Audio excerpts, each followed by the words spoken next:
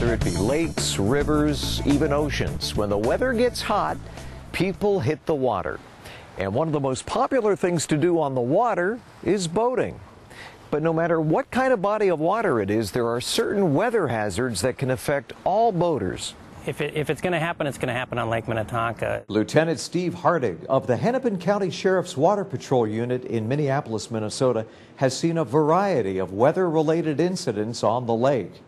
There's a lot of unsafe things out here, and it's just there's too many to even come across that are, to one that really stands out. The biggest weather hazard that stands out, according to the National Weather Service, is strong winds. Thunderstorm winds, in particular, pose the biggest risk to boaters. Winds from a thunderstorm can increase very suddenly and with little warning. Small boats, canoes, and kayaks can capsize if a large wind-driven wave hits a vessel at just the right angle. Point your boat out so it's facing out into the lake. That way you have a less chance of the waves splashing over the back end of the boat and taking on water that way. Lightning is also a big danger out on the lake. Boaters are especially at risk being struck because they are often the tallest object in a large open space. To lower the risk of being hit by lightning on the water, listen to the National Weather Service. They have something called the 30-30 rule.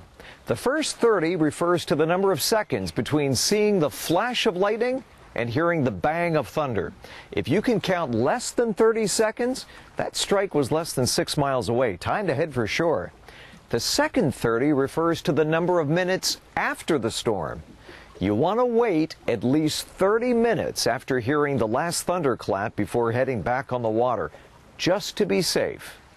Other precautions include bringing the correct safety equipment, such as life jackets and fire extinguishers. Know where you're going out on the lake, so if you do get caught in some inclement weather, you know the lake, you have a place to go, you have to be familiar with the lake. However, the number one precaution to take before a day on the water? Have a plan before you go out. Where are you going to be going? Even if you have to tell somebody, I'm going to be at this location at such and such a time, and that way people kind of know if you don't return at a certain time, they can start making some phone calls and try and find out what happened to you. Also, check the weather forecast before you leave, and check your WeatherBug mobile application frequently while outside for immediate changes in the weather, including issued alerts and warnings. Another major weather hazard that boaters often overlook is excessive heat. Extreme heat kills more people annually than any other weather hazard.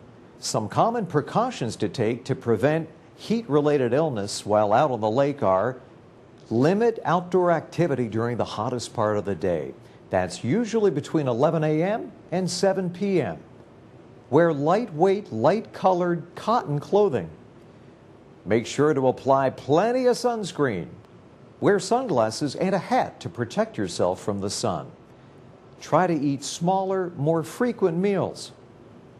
Drink plenty of water. Caffeine should be avoided since it can often worsen the impact of heat on your body. There's the dehydration factor also on a really warm day. A little old-fashioned paranoia? Probably a good thing.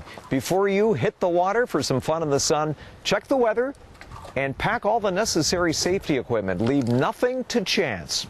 For WeatherBug, I'm meteorologist Paul Douglas.